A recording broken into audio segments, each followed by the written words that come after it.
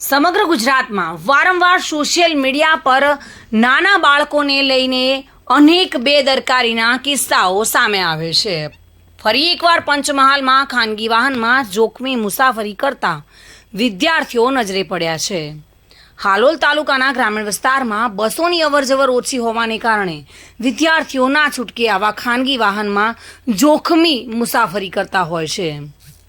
જો કે રામેશ્વરા ગામ પાસેથી પસાર થતા છકડાની છત પર અને બહારના ભાગમાં લટકતા વિદ્યાર્થીઓ આ દ્રશ્યોમાં જોવા મળી રહ્યા છે। ગ્રામીણ વિસ્તારમાં શાળાના સમય દરમિયાન બસો વધારવામાં આવે તો વિદ્યાર્થીઓને આવી જોખમી મુસાફરી કરવી ન પડે।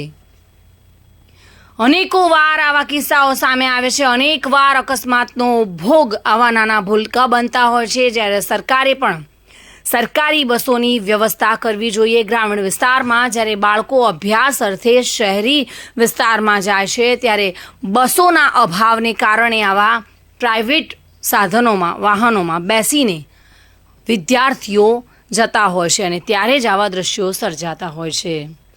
જો કે ખાનગી વાહનોમાં આવા દ્રશ્યો અનેક વખત જોવા મળતા હોય છે, ત્યારે કોઈ ઘટના બને તે પહેલાં જ સંબંધિત તંત્ર આ બાબતે એક્શન મોડમાં આવે તે ખૂબ જ જરૂરી છે, કારણ કે કોઈ અકસ્માતનો ભોગ બને તે પહેલાં જ તેના પર નિર્ણય લેવો ખૂબ જ જરૂરી છે।